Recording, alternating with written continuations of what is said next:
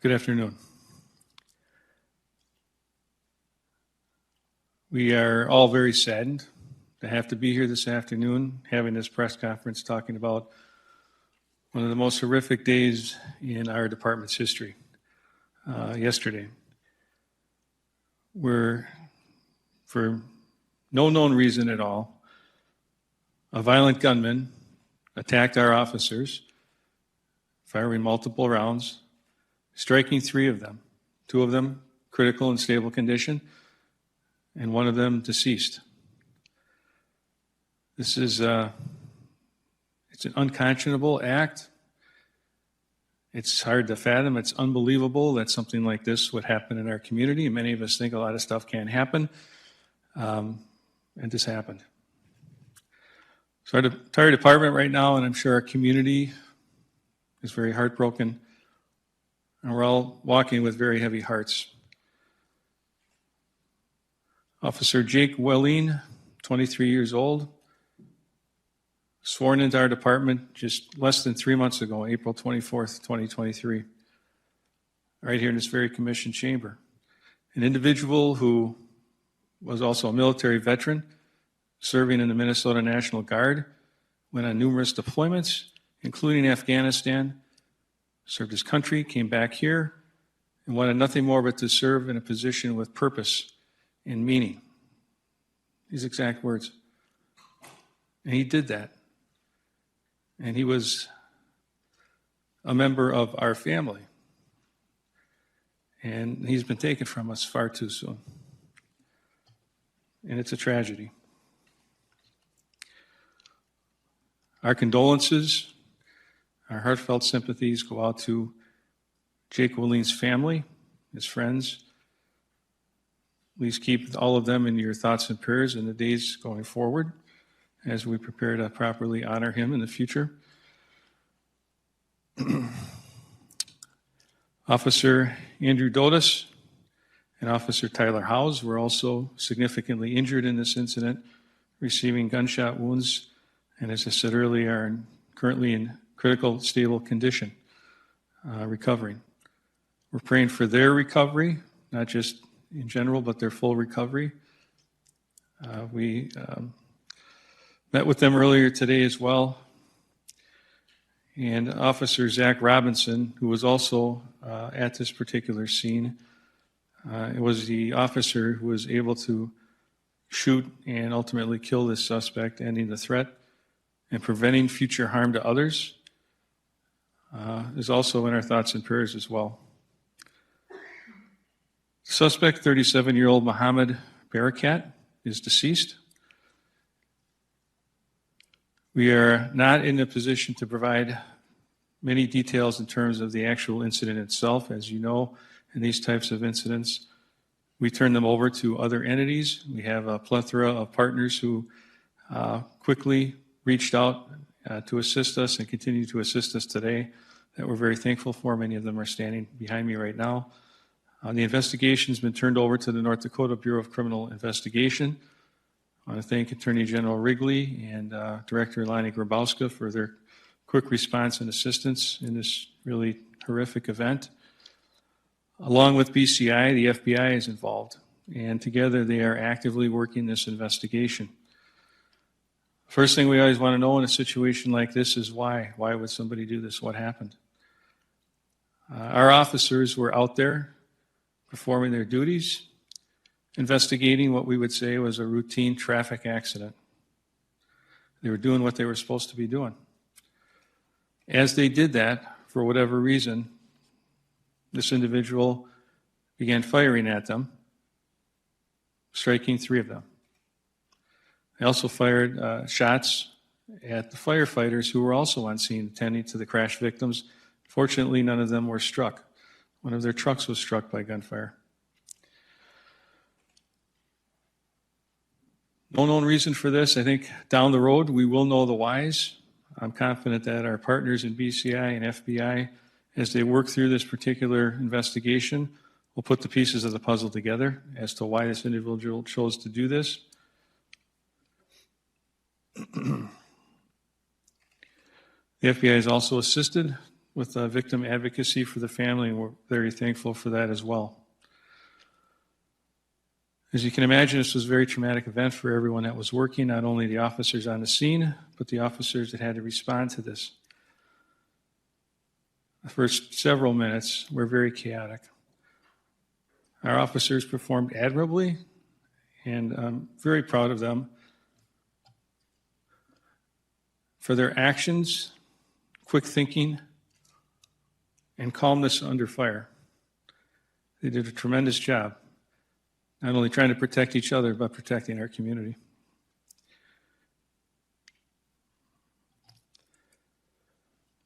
I met with both Andy and Tyler earlier today at the hospital. They're both in good spirits, but they still have significant recovery time. And so their struggle continues. We hope to have them back as soon as possible. I also met with family members of both Andy and Tyler, sat down with all of them, answered their questions, tried to explain to them the course of the investigation, what they might expect in the future, and really just let them know that we're here to support them at every step. And so just as we work hard to support each other in times like this, the family is very important to us. And we're there working with them to try and ease their pain in the system in any way that we can. We'll be meeting with our department members in the next day or so, individually as well, to check in on them. Many of them are dealing with this in different ways. We want to make sure that we're taking care of them and that we can ease them back into their very important positions. In the meantime, we want to thank our local partners for their assistance in taking calls for service and assisting us with peer support services. Cass County Sheriff's Office, West Fargo PD, Clay County Sheriff, Moorhead PD have helped us in all of those areas. We also had assistance from the Minnesota State Patrol, who went down and brought some of our family members up here from Minnesota so they could be here with their loved ones. Also our partners at the Dispatch Center, Fargo Fire Department, Sanford Ambulance and Hospital, who have provided tremendous service to our personnel. We had firefighters on scene. We had an ambulance nearby, just out of coincidence. They were, as soon as the shots ended, as soon as that guy was stopped by Officer Robinson, firefighters bounced out and they were applying first aid immediately to our officers. Probably had a very significant impact on their survival. Unfortunately, Officer Willeen was fatally injured and there was nothing that could be done by those firefighters. I also want to recognize the excellent support of our community. Our community has come forward in huge ways to support our officers. I think that means a lot to them, to the department, to see that, to know that people care about them, as well as our local commissioners, state and federal elected officials who we've heard from over the course of the last 24 hours. Governor Burgum was significant in providing some assistance as well, and we greatly appreciate that. So as we try and make sense of something that we're not able to make sense of at the moment, we've got some pretty trying days ahead as we plan to honor and lay to rest Officer Jake Willeen, and also physically and mentally heal our department family. Along with that, our community must also heal. This was a heinous and unthinkable act of aggression against our officers and against our community. That type of behavior obviously cannot stand. So if you just join me for a moment of silence in honor of Officer Willeen.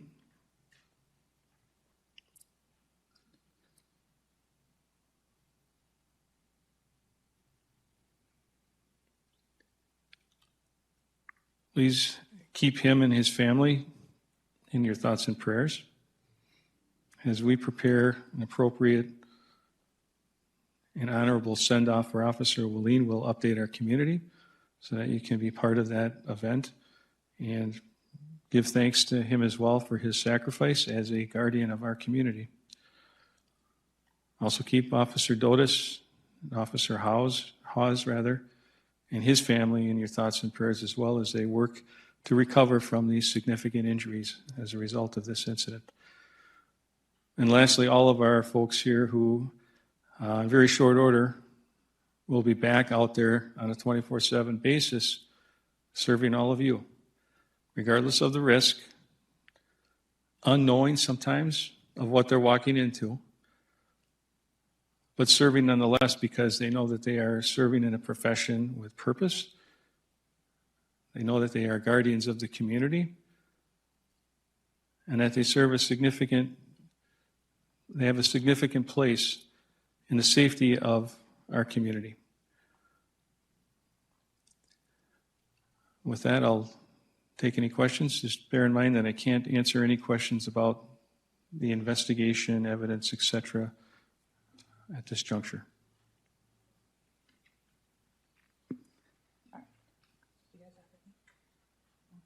Nick?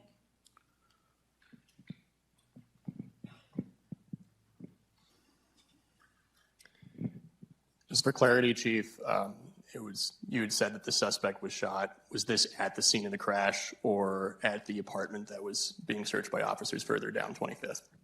All of that activity took place on 25th and 9th Avenue South. How do you get to the apartment? What's that? How do you get to the apartment from the crash site? How did he? The suspect, sorry. He was on the scene. Okay. Chief, condolences to you and the entire department. With regard to the suspect, what do we know about him? How long had he lived in the city for? Do we have any background information on him?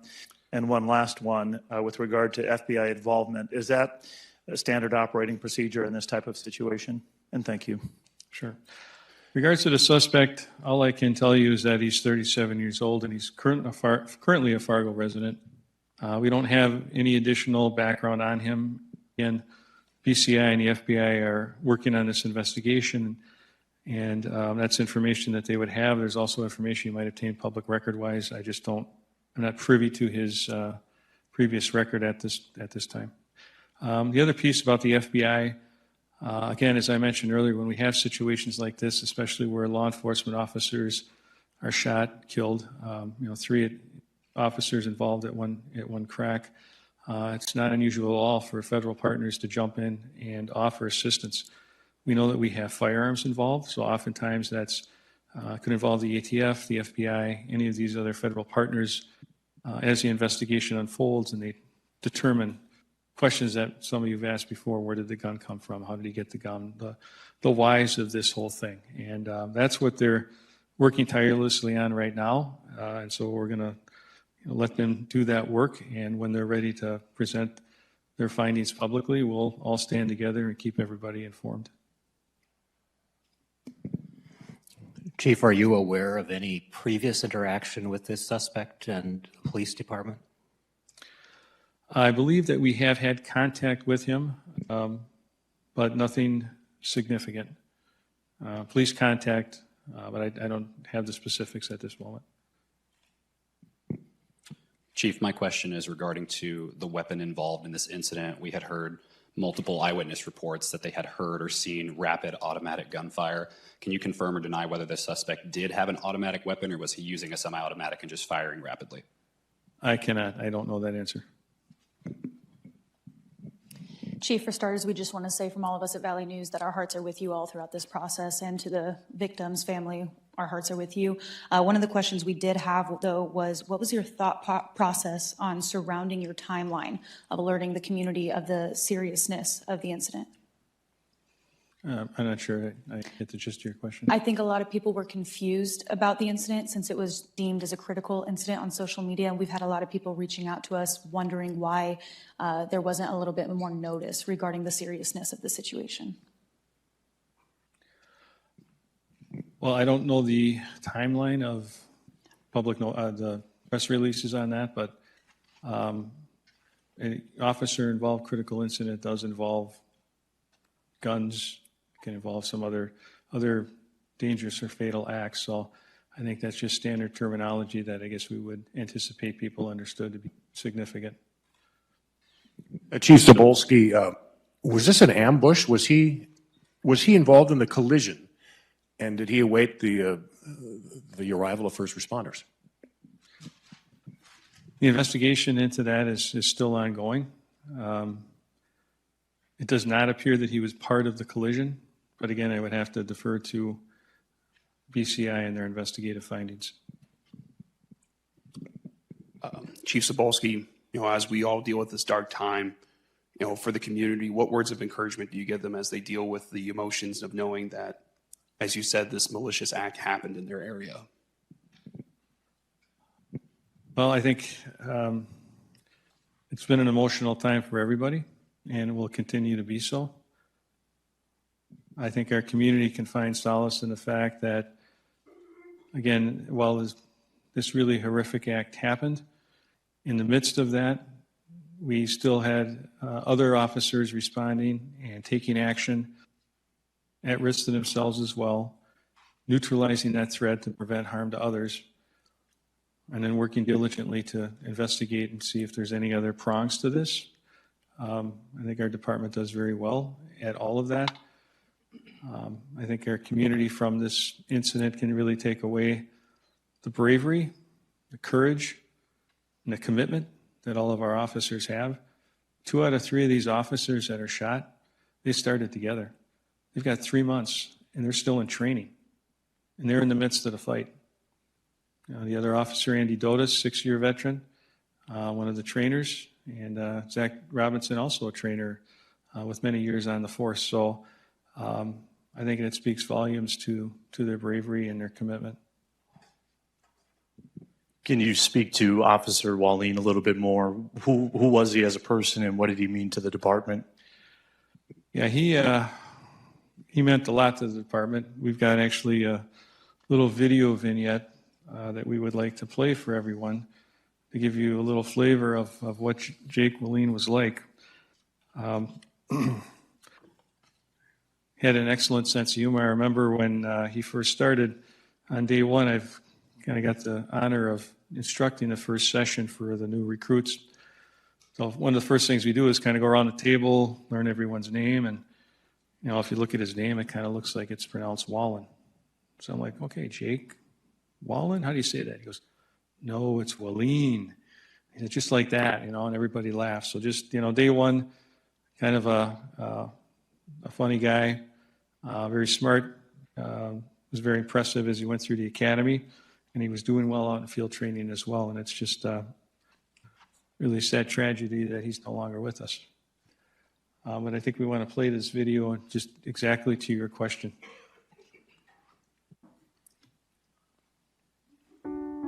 Throughout my entire life, I've always wanted to work in some sort of position that had purpose behind my job, and police officer is always what kind of came to me. I've tried other careers, but I came right back into law enforcement as the career path I wanted to go through.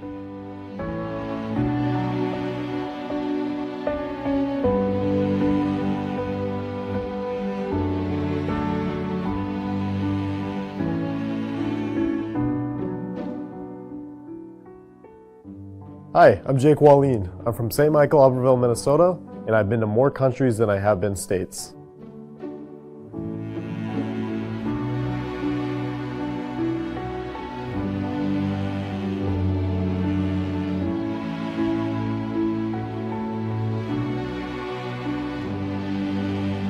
My desire to serve, it comes directly from the want to have purpose behind my job each and every day. I don't want to be sitting in an office wondering why I'm here every day. I want to be out. I want to be doing something that I can tell myself at the end of the day I made a difference somehow.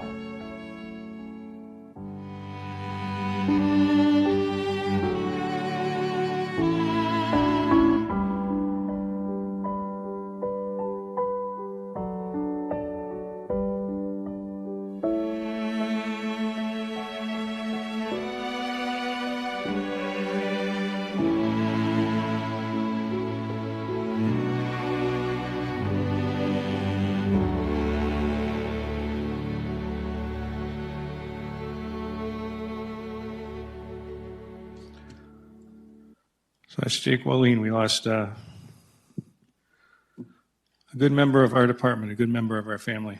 And our hearts go out to him and his family. Chief Cebulski, first off, condolences for everything that everyone's going through in this situation. The last time Fargo lost a police officer, they were relatively quick in releasing his name.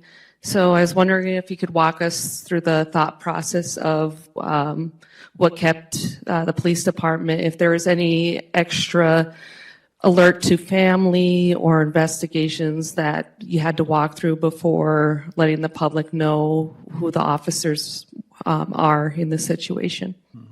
Sure, and I think this is actually very quick. But we did have out-of-state families that we had to reach. That was difficult. And as I said earlier, the Minnesota State Patrol really helped us significantly in one of those instances. So I think less than 24 hours is pretty fast to release a name. And there's all, when you're trying to locate folks and figure out kind of what was happening. Sir. I just want to make one comment. You asked a couple questions about safety of the community, and the community was safe, and releases were sent out as quick as we could. To the community, we're safe, but this is a tribute to the training of our team. The firemen and the policemen did the right thing and contained the shooter. Basically, less people got injured. Unfortunately, our people got injured. To your question about why we took some time to get the press release and get this done, was we felt after Mosher's death, we felt very strongly we need to take care of our police family. We need to inform the people that need to be informed. We need to talk to the families.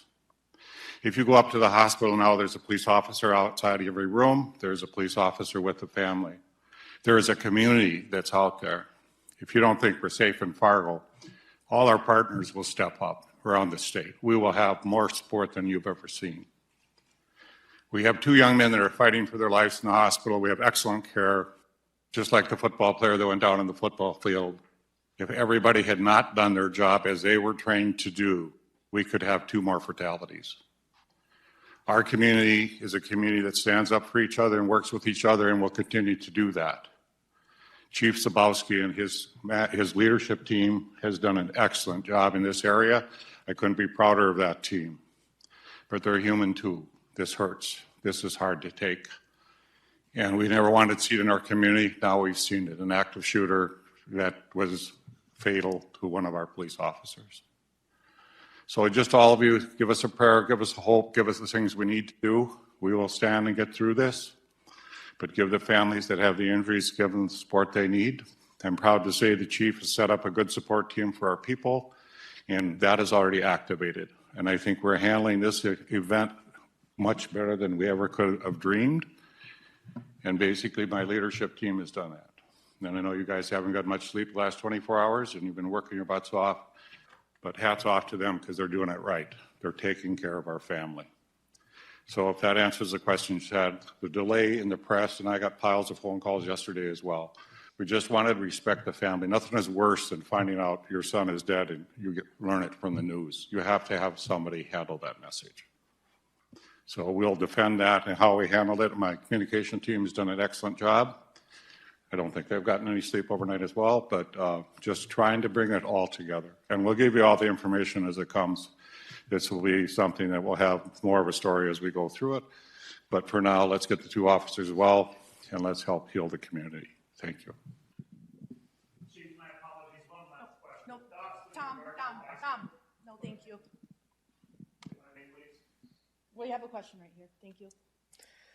Sorry, regarding the 2800 block of 23rd Ave, what drew officers to that location, and has that evacuation order been lifted? That's part of the investigation.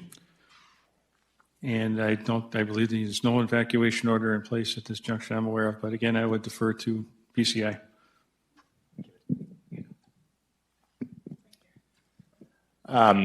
Just a question, that 25-year-old female Fargo resident who was shot during the incident, was she involved in that initial crash? Can you speak to that? I can't. I believe she was just in the area, but I can't say for certain at this juncture. Hey, Chief. Quick question. Were any surrounding trailers, cars, especially Countryside Mobile Home Park there, was any of that property damaged? And if so, what should they do if police aren't already aware of it? We didn't observe any when we were initially there, but that's been turned over to BCI as well. So if I would just defer to them on that.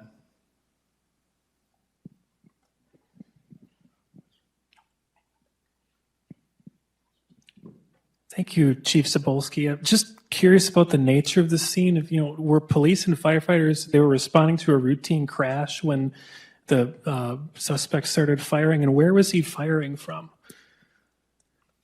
Again, that's part of the investigation. He wasn't in the crash, but somewhere in that vicinity.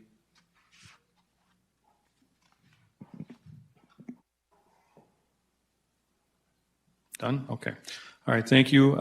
Please keep everyone in your thoughts and prayers, and we appreciate the work of all the folks standing behind me in their various capacities. They've been working tirelessly without sleep for some time to help bring this thing to where we're at right now. So thank you.